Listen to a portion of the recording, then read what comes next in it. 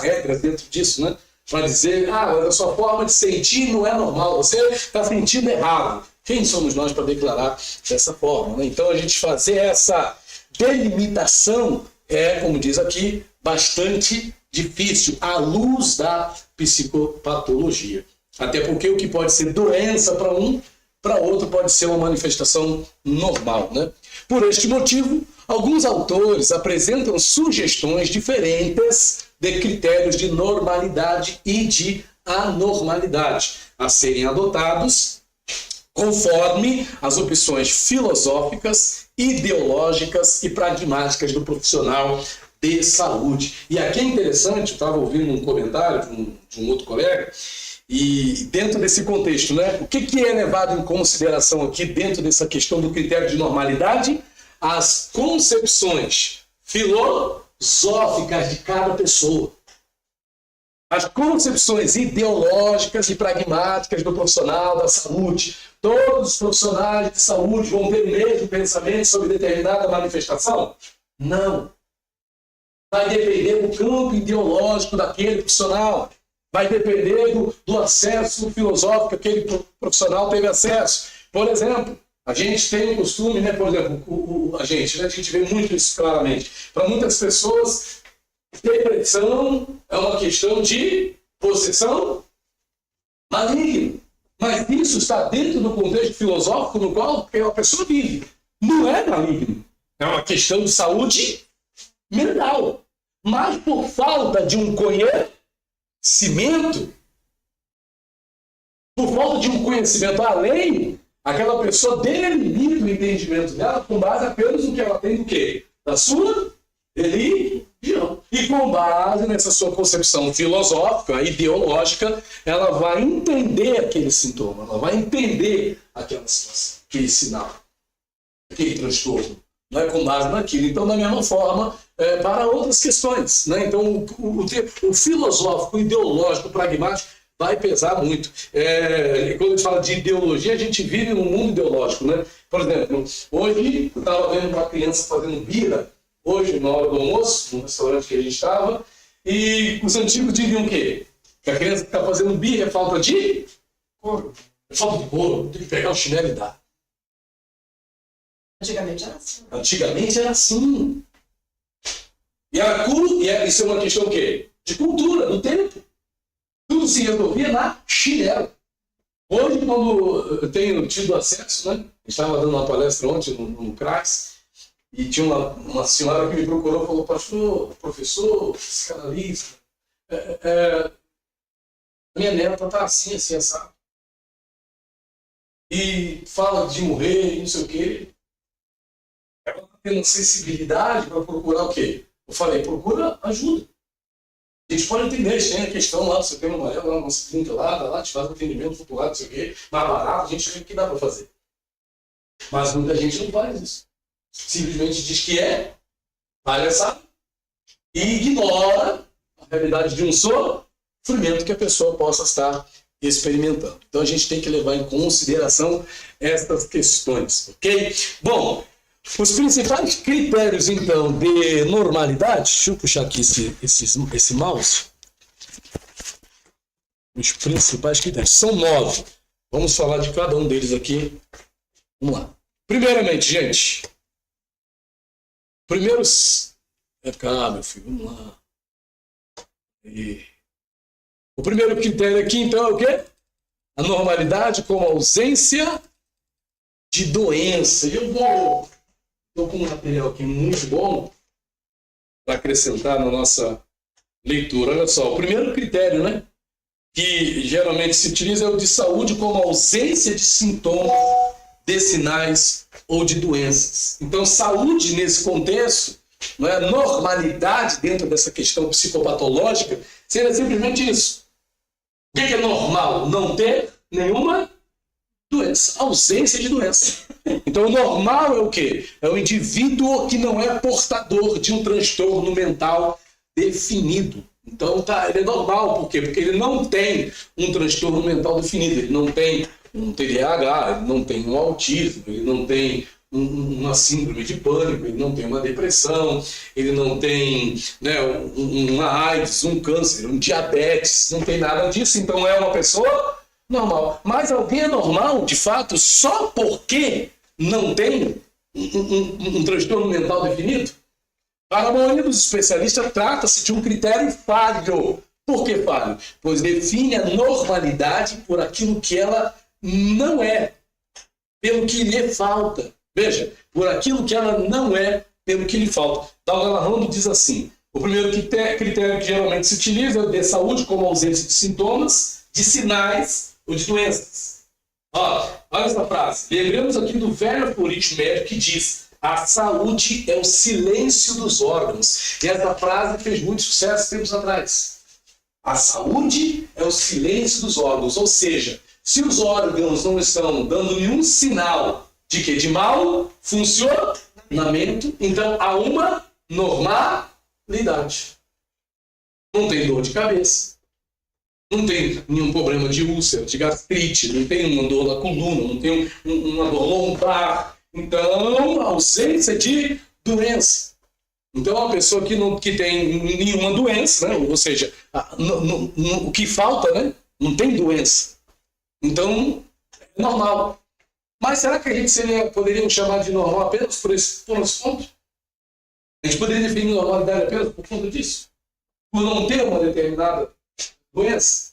Por não ter um transtorno mental definido? Você é normal porque você não tem um transtorno mental definido. Ou seja, você não tem nenhum tipo de dor. Você não tem nenhum tipo de questão. Então você é normal. Mas, gente, essa é a questão. Quem não tem alguma demanda? Estava lendo um livro que chama o ser humano de um ser bio-psico-sócio-espiritual. Né? Pelo menos 4 abrangências aí. Então nós temos essa questão biológica, somática, corpórea, essa aqui, com a qual a gente se movimenta e que exige mais investimento que qualquer outra área nossa, porque a gente faz de tudo pelo quê? Pelo corpo, a gente toma remédio, vai no médico, faz academia, come, bebe, dorme, por causa da saúde do corpo. Inclusive, aqui nessa apostila, a gente talvez tenha passado batido, mas tem uma frase aqui que me agrada muito, e até me fez fazer uma reflexão sobre ela. Aqui, ó. O corpo, página 9. O corpo somático, né, biológico, parece ser o único bem para os sujeitos do mundo contemporâneo. Página 9 é a última, lá na última linha lá. O corpo parece ser o único bem para os sujeitos do mundo contemporâneo. As pessoas estão pensando só no corpo físico. Só que elas pensam muito no corpo físico e acabam desconsiderando que nós temos também demandas de ordem psíquica, de ordem social. E às vezes a pessoa dá conta, mas eu já estou ali, eu vou na igreja, eu tenho a minha comunidade, tenho a minha religião, a demanda da espiritualidade está sendo atendida, a demanda da social está sendo atendida porque a pessoa tem amigos, conversa com pessoas, socialmente ela está ali e tal, PPP. Biologicamente ela está bem, porque ela não tem nenhuma doença, então ela é normal, segundo esse critério, mas falta algo. O psíquico. Gente, a gente não está vivendo mais num tempo como a gente vivia, vamos dizer, não é que a gente vivia, né? A gente não está mais vivendo como há 40 anos atrás. Nessa apostila, de novo, a gente tem que pegar essa apostila umas 10 vezes. Nessa mesma página, ou na página anterior a essa que a gente falou dessa frase, tem um texto ali que fala que a gente está vivendo num contexto de pressa. As pessoas, a gente está vivendo, o mundo contemporâneo é apressado, intempestivo. A gente está sujeito a uma sobrecarga de informações. E detalhe, estamos sempre à espera de uma novidade, de algo novo para acontecer. O cérebro está viciado. É a dopamina constante. A gente está em busca disso. Não é? Então, dentro desse contexto, ainda que nós não tenhamos uma enfermidade física, mas se a gente for olhar para o psíquico, ainda que não tenhamos um transtorno mental definido e reconhecido, por assim dizer, todos nós temos algum tipo de demanda. Porque ninguém vamos dizer assim, seria uma pessoa que não tem algum tipo de patologia, né? Então vamos lá. Segundo critério aqui, onde eu parei aqui? Eu estava lendo aqui sobre o primeiro critério. A saúde e o silêncio dos órgãos, né? Normal. Do ponto de vista psicopatológico, seria então aquele indivíduo que simplesmente não é portador de nenhum transtorno. Tal critério, é bastante falho e precário, pois além de redundante, baseia-se em uma definição negativa. Ou seja, define-se a normalidade não por aquilo que ela supostamente é, mas sim por aquilo que ela não é, por aquilo que lhe falta. Interessante demais, né? E, ou seja, a falta de saúde, no caso. Ou a falta de doença, né? Bom, segundo critério, normalidade ideal. O que é isso? A normalidade utópica. Quando a gente fala de utópico, a gente está falando de quê? A normalidade ideal é aquilo que a gente idealiza. O utópico é o que é idealizado, não é real. A gente idealiza na nossa mente, né, uma coisa. Não é? O ideal seria, poxa, que a gente fosse perfeito, né? O ideal é que a gente fosse todo mundo sem doença nenhuma. Isso seria o ideal, mas isso é utópico. Aqui é estabelecido arbitrariamente uma norma ideal do que supostamente seria sadio. Esta norma é socialmente construída e referendada, portanto, dependente de critérios socioculturais e ideológicos. Então, poderíamos dizer que vai depender de cada cultura, ou da condição cultural ou sociológica na qual a gente está inserido para que esse critério pudesse ser assim estabelecido, né? Olha só que coisa aqui, deixa eu acrescentar mais um detalhe, cadê? A normalidade aqui, estabelece PPP, tal norma é de fato socialmente constituída e referendada, depende, portanto, de critérios, ok? Só ler os acréscimos.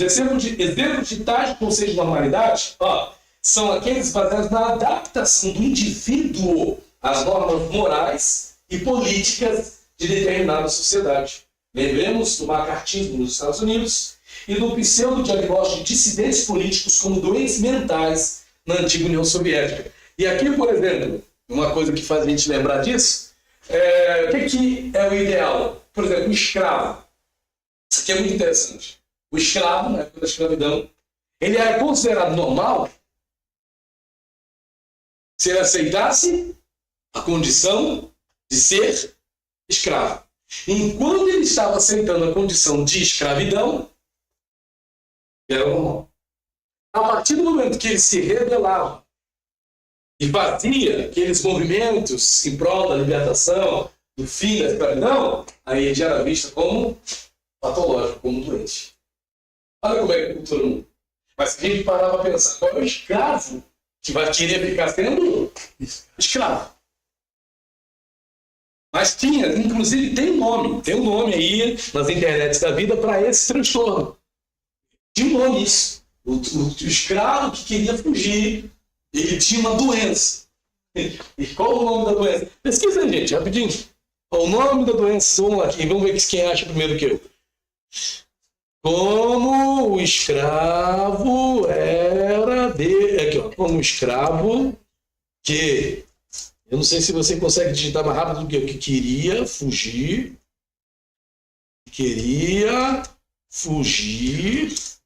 era diagnosticado. Cato milho mesmo.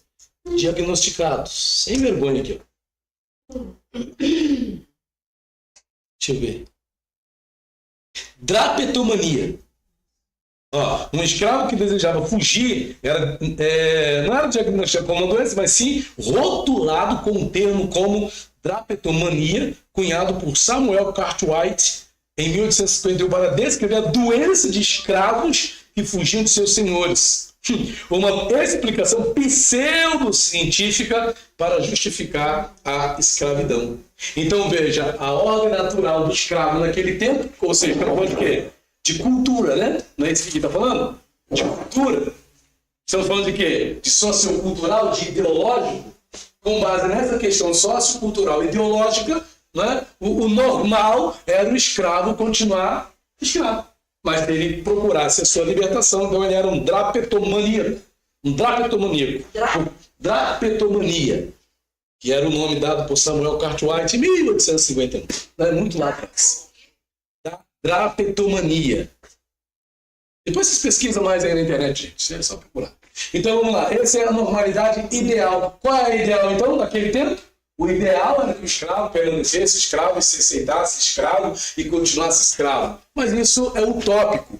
Isso é uma utopia, né? Então, dentro desse contexto, a gente pode entender esse critério de normalidade ideal. Bom, o terceiro tipo de critério de normalidade, gente, é o critério de normalidade estatística. E aqui tem uma regra nesse critério. Qual é? A frequência. A frequência. Então, o que isso quer dizer? Quanto mais uma coisa acontece, mais aquilo é normal. A cárie acontece sempre, né? Todo mundo tem cárie, né? Pode-se dizer. Se não teve uma vez, vai ter uma outra vez. Já teve, não tem. Todo mundo tem cárie. Então, o fato de todo mundo ter cárie, isso é normal? É normal ter cárie? Não, mas patologicamente falando, é normal? É bom ter cárie? Se você tem cárie, o que vai acontecer com o seu dente? Daqui a pouco ele vai estar com um rombo e você vai começar a sentir dor. Aí você vai lá no dentista, só que o dente vai estar tão estragado que você ou vai ter que fazer canal ou vai ter que extrair. Então, acontece muito, mas isso quer dizer que isso é normal? Né? Então vamos lá. O normal passa a ser aquilo que se observa com mais frequência. Então, se uma coisa está acontecendo constantemente, então isso é normal. Podemos definir normalidade com base nisso? Na frequência com que algo acontece? Podemos definir normalidade com base na frequência com que algo se repete? Por exemplo, muitas pessoas morreram de infarto. Então, o normal seria que todo homem entre 30 a 60 anos vai morrer de infarto, porque isso seria o normal. Né? Então, é uma questão a gente pensar, a gente refletir. Pensando se essa regra fosse seguida, se esse critério fosse um critério para a gente seguir, os indivíduos situados no limite ou fora de uma curva de distribuição são considerados doentes. Ou seja, se alguém... Vamos lá, falamos da cárie, né? O normal é ter cárie. E a pessoa que não tem cárie? Ela seria considerada o quê? Anormal. Porque ela não tem cárie. Então, dentro de um universo onde estatisticamente todo mundo tem cárie, tem ali um sujeito que não tem. Gente, que coisa! Como é que pode isso? Essa é a única pessoa que não tem um extraterrestre. A gente vive, assim, eu não tenho o que falar, né? A gente pensa em algumas coisas. Como a gente ficou abismado, né? Quando a gente tínhamos um juiz do Supremo Tribunal Federal negro, né? O famoso Barbosa, né? Poxa vida, um juiz negro. Porque, né? E muitos negros ficam felizes, poxa, temos um juiz negro. Porque não é normal, infelizmente, a gente ter, né? Um juiz naquela proporção, naquela significação, né, de poder, de posição, que seja negro. Então não tem como ser normal. Mas por que não é normal? Entra aquela questão de racismo estrutural e um monte de outras coisas que o pessoal cria, né? E fala sobre essas questões, que a gente pensa, reflete sobre o assunto. Mas por que não seria normal? Por que não é normal? Você quer falta de educação, falta de acesso? Não é normal negros serem advogados. Por quê? Porque falta o quê? Oportunidade, né, e tal, é uma questão histórica. Então, a gente tem todos esses contextos aí. Mas a gente vê que tem aqueles que furam a bolha. Porque a verdade é que sempre é possível furar a bolha, né? Do que as pessoas dizem ser normal. Os indivíduos, já falei essa parte, para especialistas, é um critério bom para fenômenos quantitativos, como peso, pressão arterial e horas de sono. Porém, falha em saúde geral e mental. E aqui tem uma questão quando fala de horas de sono, por exemplo. Porque, por exemplo, vamos lá, peso, pressão arterial e vou pegar os dois aqui mais fáceis, tá? Para a gente conversar. Peso. Toda pessoa obesa tem problema de saúde.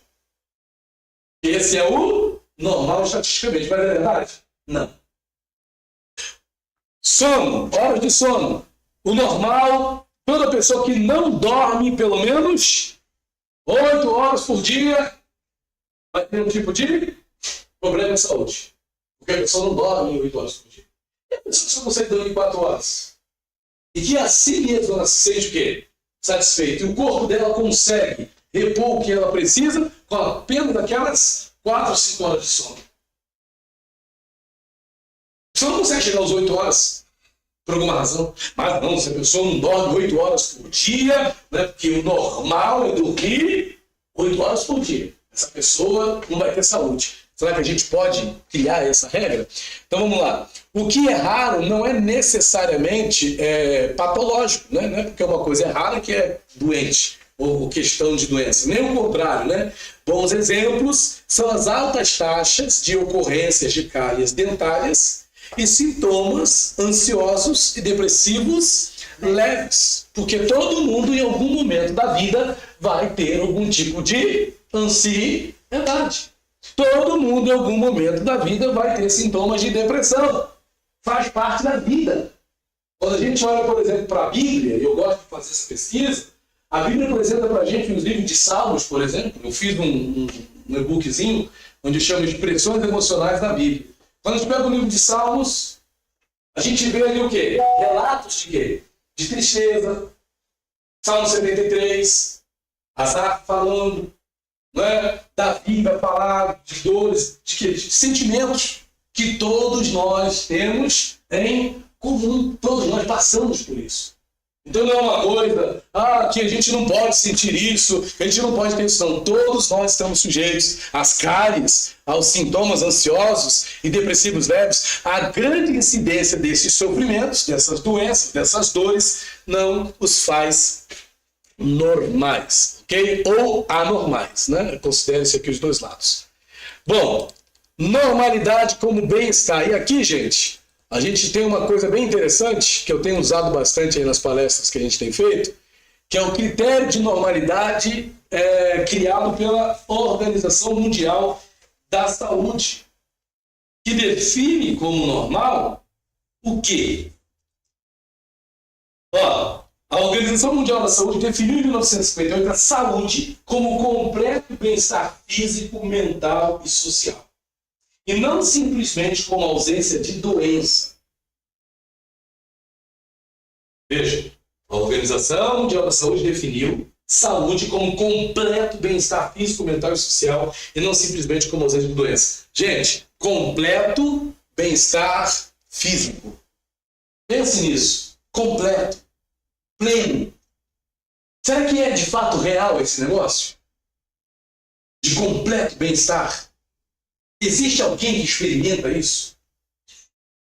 Aquela pessoa ali, olha, imagina a gente definir uma pessoa como normal, dependendo dessa determinação da Organização Mundial da Saúde, em 1946. A pessoa normal é o que está sendo dito aqui, em outras palavras. É aquela que experimenta um completo bem-estar físico, mental e social. Essa é a pessoa normal. Ela não apenas tem ausência de doenças físicas, biológicas, mas ela também experimenta o quê? Bem-estar mental e social. Ela não tem nenhum problema mental, ela não tem nenhum problema físico, ela não tem nenhum problema social. Isso é o normal. O normal é ser dessa forma. Mas em que planeta, em que lugar do mundo, em que lugar da existência é possível encontrar um ser humano que experimente esse completo bem-estar físico, mental, emocional, espiritual, social? Não existe esse lugar. Então não dá para colocar isso como um critério de normalidade. Não dá para dizer que o normal é você viver em completo bem-estar físico, mental e social. É um conceito criticável. Por ser muito vasto e impreciso. E uma das grandes críticas é essa, que é o quê? Falta uma objetividade no conceito. É muito subjetivo. Como é que você define essa questão? E detalhe aqui, essa colocação beira até mesmo uma questão meio que religiosa, né? vai chegar perto. Porque completo bem-estar vai chegar perto de uma colocação de religiosidade, de espiritualidade, inclusive. Cadê? Além disso, esse completo bem-estar físico, mental e social é tão utópico e irreal que poucas pessoas se encaixariam na categoria saudáveis. Não é? Poucas pessoas, ou quem, gente? Eu fico perguntando, poucas quem? Será que é possível que exista, de fato, alguma pessoa que possa se encaixar dentro desse critério? A gente precisa pensar nisso, né? No entanto, muitos especialistas criticam esse critério, alegando que o bem-estar é algo difícil de se medir objetivamente, sendo vasto e impreciso. Eu estava assistindo um vídeo no YouTube, no sábado, sobre o Butão, um país na Ásia chamado Butão. Esse país, segundo pesquisa daí, parece que é o país que tem os maiores índices de felicidade do mundo. Já ouviu falar? Não ouviu falar? Tem aí. Um dos países que tem o maior índice de felicidade do mundo. Só que é interessante, porque o pessoal lá aprende, as crianças, tudo, a sabedoria dos... Como é que é o nome? O pessoal do Tibete lá, dos monges, aquela coisa toda.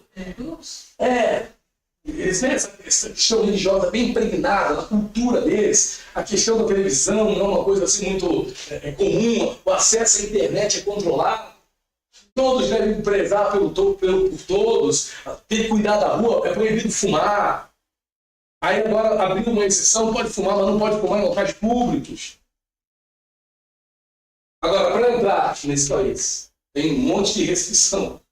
Porque eles preservam aquilo que acontece. Não é? E ali tem, não vou dizer que eles estão vivendo essa definição do quê?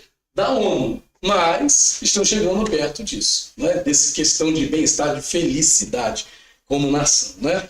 Bom, gente, outro critério de normalidade é a normalidade funcional. Como é que é isso? Esse critério procura ser objetivo.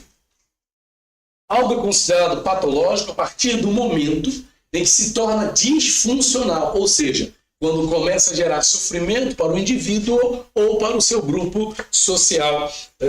Vamos lá. Tal conceito irá assentar-se sobre os aspectos funcionais e não necessariamente quantitativo. O fenômeno é considerado patológico a partir do momento em que é disfuncional. Provoca sofrimento pelo próprio indivíduo ou para o seu grupo social. Ou seja, enquanto está tudo correndo bem, está tudo funcionando direitinho, quem tem que trabalhar, trabalha, quem tem que ficar em casa, fica em casa, quem tem que cuidar da igreja, da empresa, cada um na sua função. Enquanto cada um está cumprindo o seu papel na sociedade, então a gente tem o quê? Uma normalidade. Se porventura alguma coisa acontece e aquilo que deveria ser desenvolvido para ser desenvolvido, e as pessoas começam a sofrer o impacto disso, a começar do próprio indivíduo, o indivíduo começa a sofrer, e aqui a gente pode pensar, né? A pessoa está vivendo o quê? A vida ali dela normal,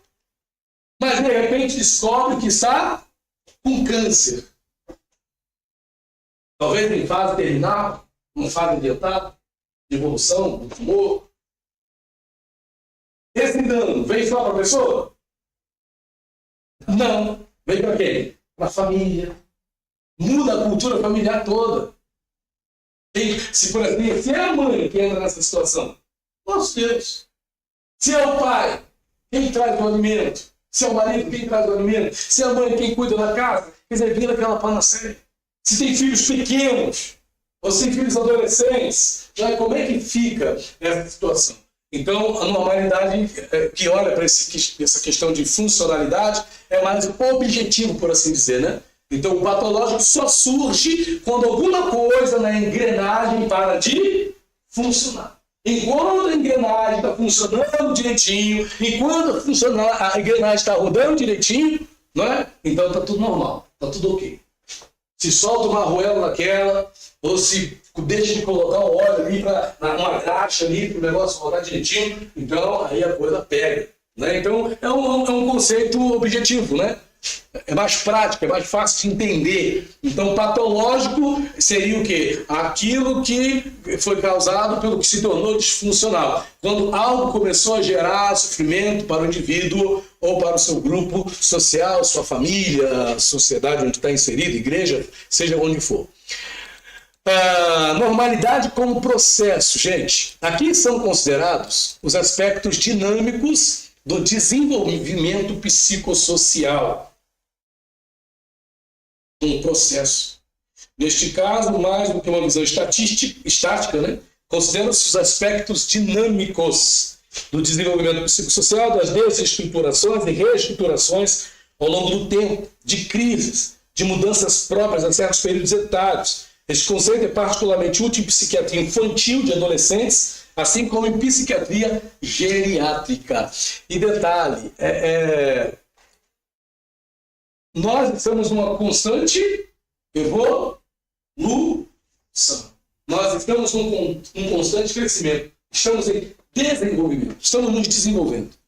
Aí alguém diz assim, mas a fase de desenvolvimento é da infância para a adolescência. E aí acabou. Não. A gente continua desenvolvendo. Porque da adolescência vai para a juventude, da juventude para a fase adulta da vida, a fase adulta da vida vem a segunda, né, a segunda idade, como falam. Aí depois vem o quê? A terceira idade. Então a gente está sempre evoluindo, desenvolvendo, crescendo. Mudanças vão acontecendo. Então é o quê? É um processo. E esses processos são fáceis de lidar com eles? Tem dois que são pegajosos, que é o quê? A adolescência e a terceira idade. A gente estava dando uma palestra lá no CRAS, ontem pela manhã, para o grupo de convivência lá no CRAS da terceira idade, e a gente falava sobre essa questão do Setembro Amarelo hoje. E a gente observa que é uma fase de muita carência, é uma fase de solidão, é uma fase onde em muitos bate aquele senso de inutilidade, não sirvo mais para nada, o que eu vou fazer da vida? E a gente falava exatamente sobre isso.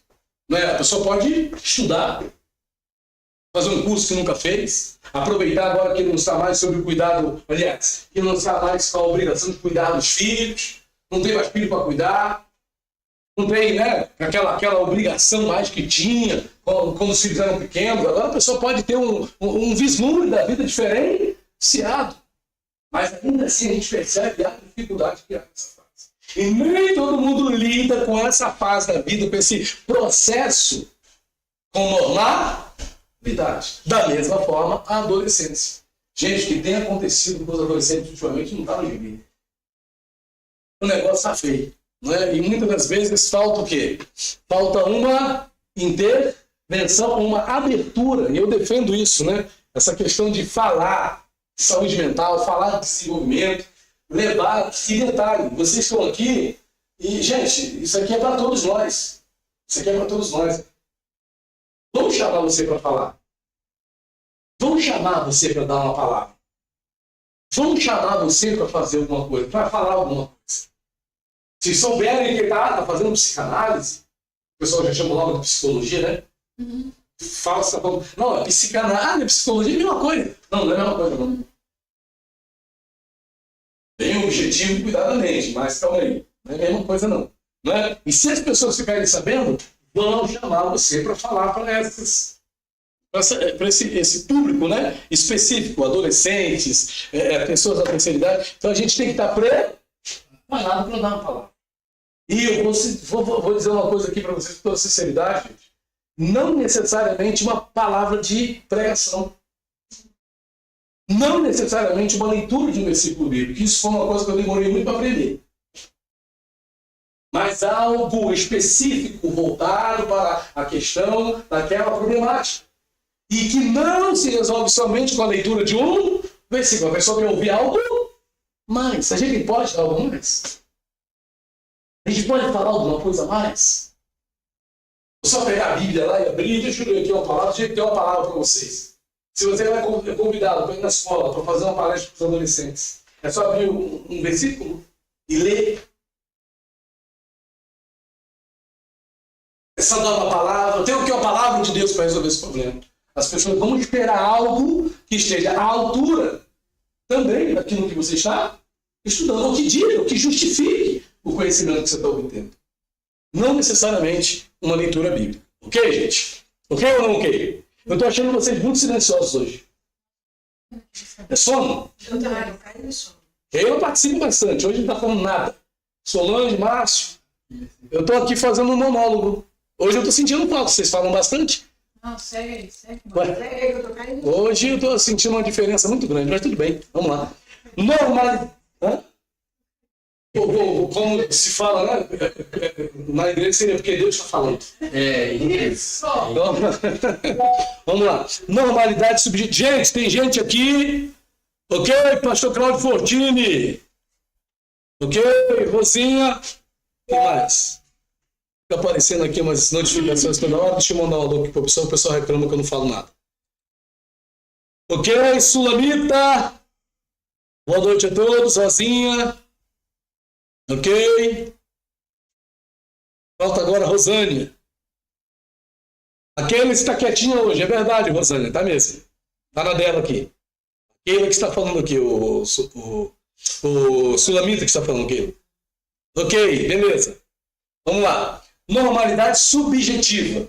Usando este critério, o avaliador dá maior ênfase à percepção subjetiva do próprio indivíduo em relação ao seu estado de saúde. A principal crítica a este critério é que alguns sujeitos em fase maníaca sentem-se saudáveis e felizes, apesar de apresentarem um transtorno mental grave. E aqui, gente, deixa eu pegar aqui um negócio.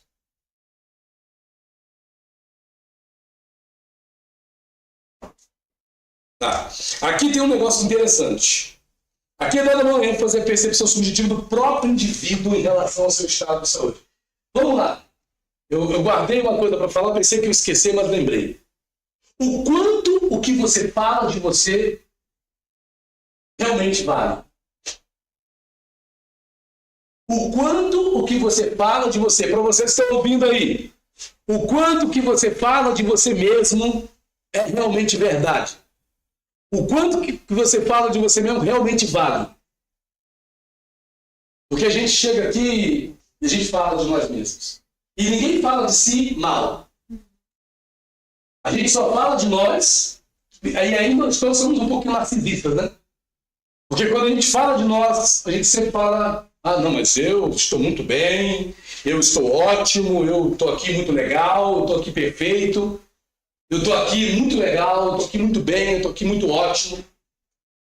Eu sou uma pessoa maravilhosa, eu sou uma pessoa dedicada, eu sou uma pessoa estudiosa, eu sou uma pessoa que faz isso, que faz aquilo. Eu ajudo todo mundo, eu me dedico a todos. Eu sou uma pessoa... Meu Deus, eu só falta dizer que é Deus. Só falta dizer que é Deus. E aí a pergunta, nesse ponto de critério de normalidade, é exatamente essa. Porque se pauta no quê? No que o próprio indivíduo diz em relação ao seu estado de saúde. Aqui estamos falando da saúde. Mas você já parou para perceber quantas pessoas estavam precisando de um médico e elas disseram o quê? Não preciso ir ao médico, eu estou. Esses dias eu ouvi um relato de um rapaz que estava em processo de infarto. Sentindo dores. Alguém chegou e falou para ele, cara, vamos no médico. Isso foi uma ação em Caxias. Estavam fazendo um negócio de evangelismo da igreja. E o rapaz estava lá no evangelismo e começou a passar mal. Fez muito esforço para carregar equipamento, negócio, máquina. Lá em Caxias tem uma praça lá e tem um negócio de chapéu do Papa. E ali eles liberam para poder fazer trabalhos evangelísticos. E esse rapaz estava lá. E ele se movimentou muito, o sol estava muito quente, a pressão dele baixou, ele não se ligou nisso.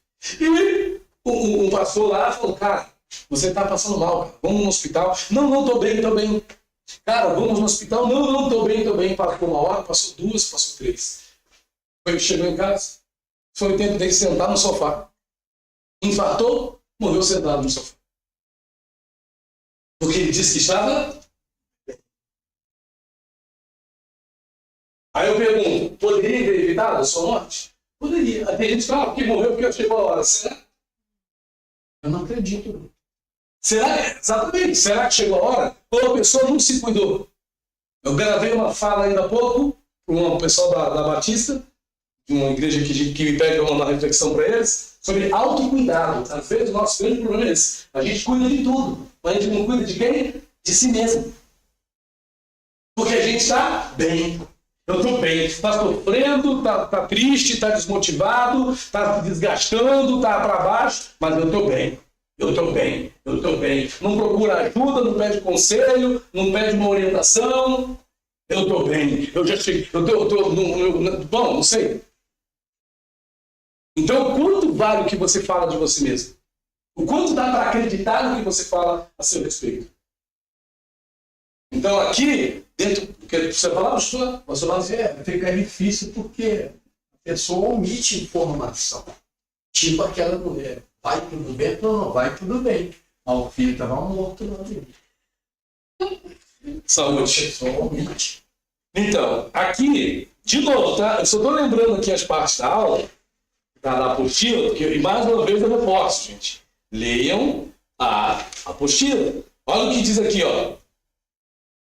Olha o que diz aqui, ó. Ó, página 10. Está sublinhado aqui, ó. Página 10. Aqui, ó. A dor sentida se mostra atrelada à dificuldade de acessar o outro e pedir ajuda.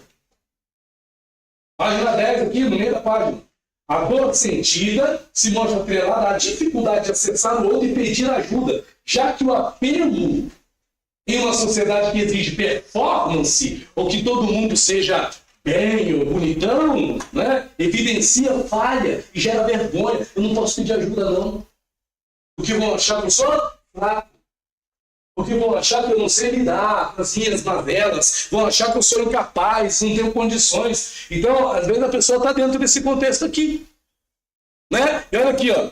A principal crítica a este critério de normalidade número 7 é o quê? É que alguns sujeitos em fase maníaca, por exemplo, né? A pessoa não está naquela depressão profunda, mas está em fase maníaca, ou seja, está numa euforia.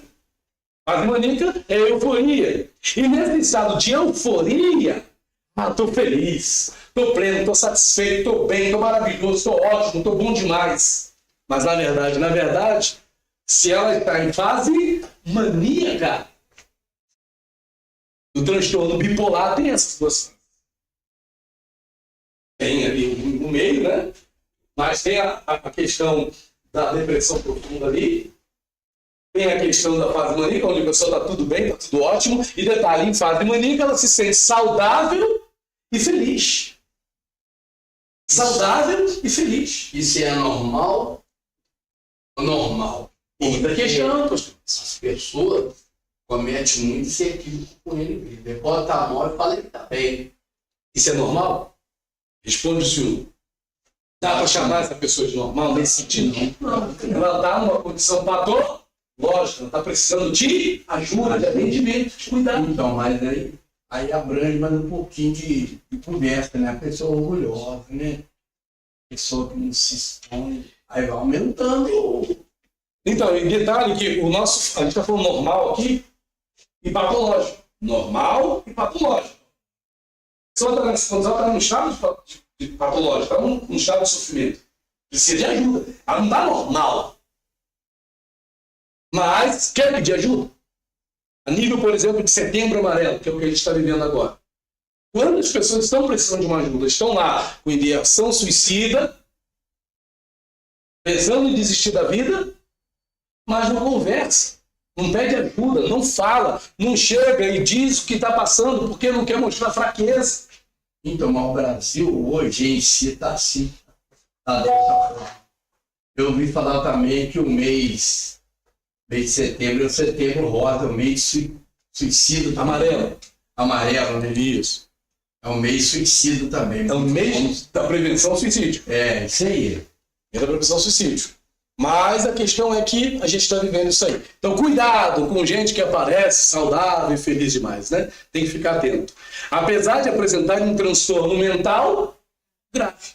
Mas sentem-se saudáveis e felizes. Mas será que estão saudáveis e felizes? Então, essa normalidade Subjetiva porque se apoia na opinião que o próprio indivíduo tem em relação ao seu estado de saúde. Então, segundo a palavra desse indivíduo, que é o super-homem, né, ele diz que está tudo bem com ele, mas ele está num estado patológico, precisando de ajuda, precisando de cuidado, de acolhimento. Ok? E hoje nós estamos muito quietos, muito silêncio, está no estado patológico também. Com certeza. Aí, não sei, eu sei que eu estou dando aula.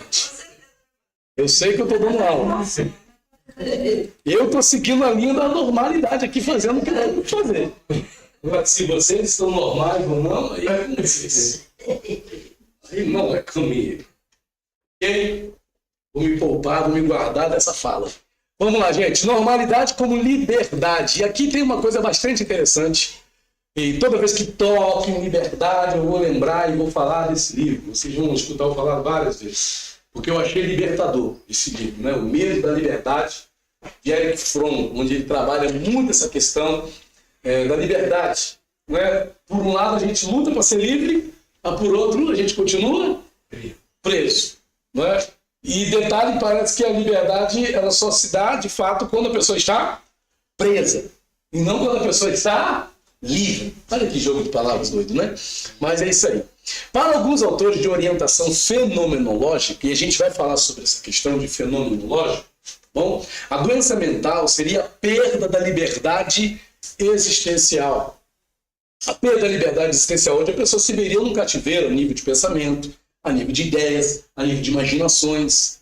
Não é? Tem uma frase, de quem é essa frase? O camarada falou, não é Sartre? Não, estava falando ontem, eu ouvi uma palestra ontem, eu esqueci o nome do abençoado, eu estou tentando passar a seta para cá com o notebook. Ó. Que coisa, nada normal isso. Mas ele fala que nós somos condenados a ser livres. Deixa eu ver se é isso mesmo.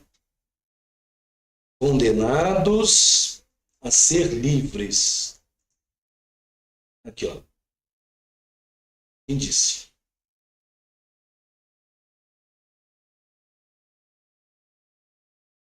Esse foi Sartre mesmo, exatamente. O homem está condenado a ser livre.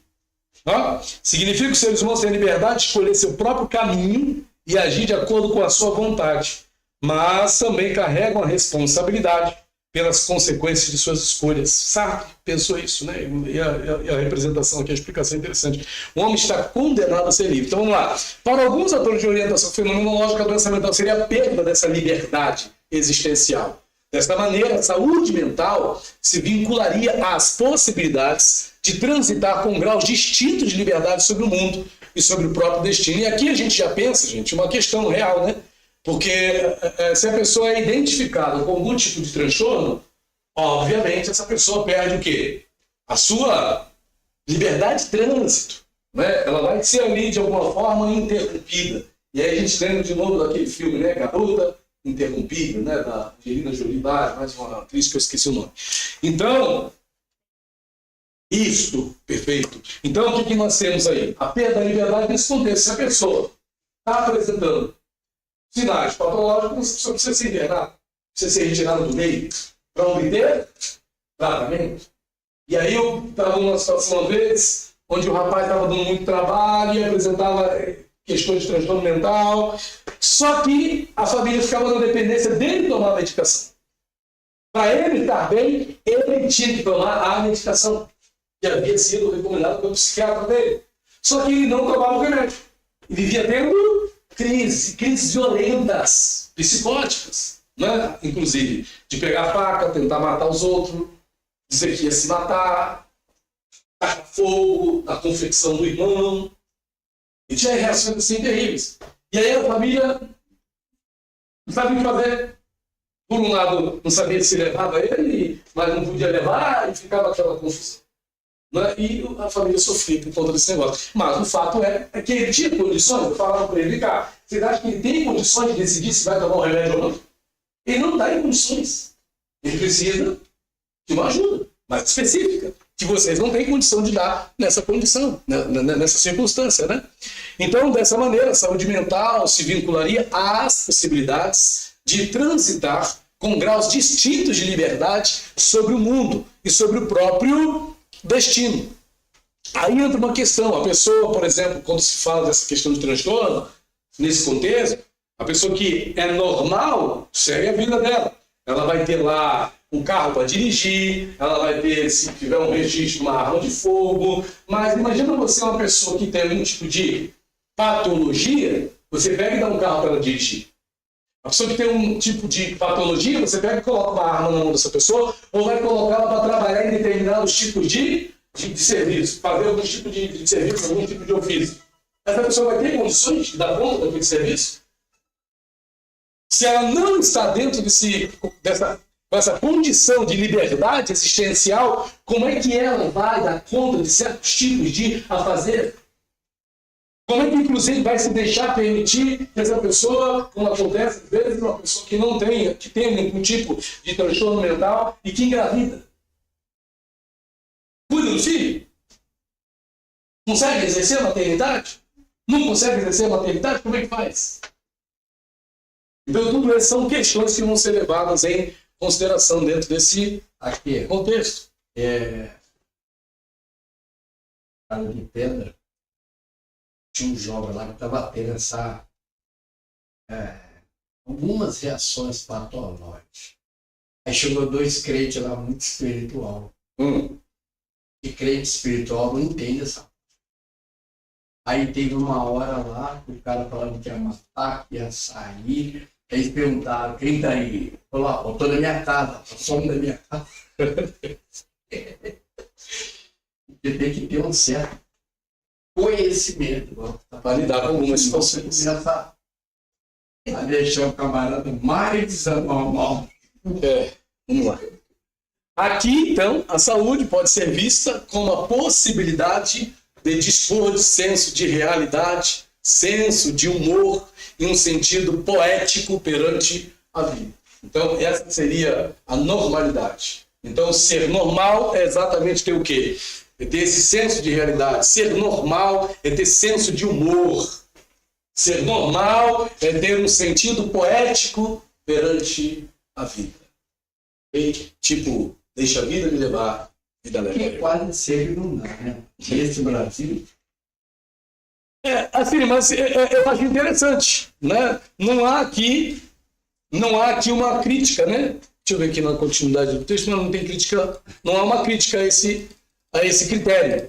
Não há uma crítica a esse critério. Deixa eu ver se tem algum acréscimo aqui no livro de Galarondo. Liberdade. Tem sim, tem um acréscimo. Ó. A doença mental é constrangimento, ainda falando de normalidade como liberdade. Né? Essa capacidade do ser humano ser livre. A doença mental é constrangimento do ser, é fechamento, fossilização das possibilidades existenciais. Olha aí, ó. Dentro desse espírito, o psiquiatra gaúcho Ciro Martins afirmava que saúde mental poderia ser vista até certo ponto como a possibilidade de dispor de exatamente os fatores que a gente citou ali. Né? Então, só tirou aqui ó. Em limitações, relativizar, cadê? Você demonstra aqui no atributos esses que permitiriam ao indivíduo relativizar os sofrimentos e limitações inerentes à condição humana e assim desfrutar do resquício de liberdade e prazer que a existência nos oferece. Isso é o normal. Então o ser humano normal está nessa condição de desfrutar do resquício de liberdade, de desfrutar do prazer que a existência nos oferece. Acho bacana essa definição. A nível de Setembro Amarelo. Alguém falou alguma coisa? Um acréscimo? Não? Continuamos. 9. Acho que a gente vai parar para tomar um café, porque eu já falei demais, dado o ponto de que vocês me interromperam um pouco. Vamos lá. Normalidade operacional. Esse é um critério assumidamente arbitrário, né? Por quê? Tem finalidades pragmáticas explícitas. É definido a priori o que é normal e o que é patológico. E busca-se trabalhar operacionalmente com esses conceitos. Pode-se concluir... Não, para aí. E...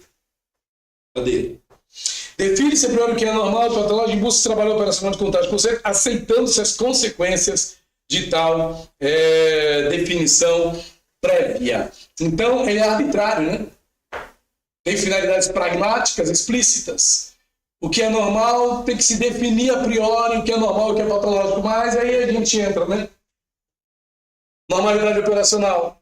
Como é que a gente define o a priori? Princípio, primeiramente, antes de tudo, temos que definir o que é normal para ter esse operacional. Mas aí a gente volta àquela questão do início, né? Com base em que nós vamos determinar que algo é normal e que algo é patológico. Aí entra o quê? O CID-10. Aí entra o quê? O DSM, os DSMs. Que vão servir de guia nesse contexto para que a gente possa operacionar, por assim dizer, esse critério de normalidade.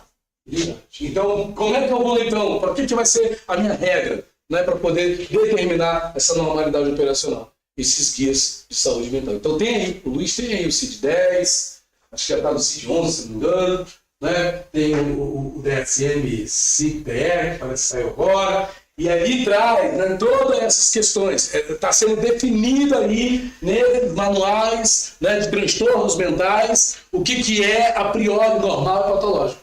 Então a gente tem um guia, uma base, não é, que diz para nós, ó, isso aqui é normal, isso aqui é patológico. Agir assim é patológico, agir assim é normal. Então, com base nisso, busca-se trabalhar operacionalmente com esses conceitos estabelecidos nesses códigos aí, né, de transtornos mentais.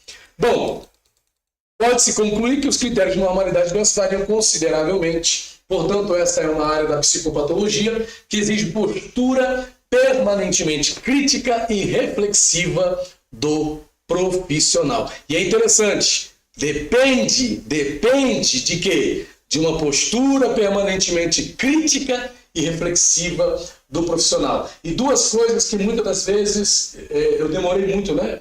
E muitas pessoas também, para entender essa questão do pensamento crítico. O que é pensamento crítico? A gente muitas das vezes aceita as coisas sem pensar. A gente faz sem pensar. A gente não reflete. E isso está também numa parte dessa apostila. Que a gente age sem pensar. A gente não reflete. A gente não tem, o brasileiro, inclusive, tem, pelo menos falam-se isso, né? Nas YouTubes da vida, que a gente não tem essa questão crítica. A gente não para analisar as coisas. O que elas são, como são. O que acontece, dessa forma, dessa maneira. Mas dentro da questão da normalidade, é necessário que o profissional ele tenha essa postura permanentemente crítica, seja capaz de analisar, de refletir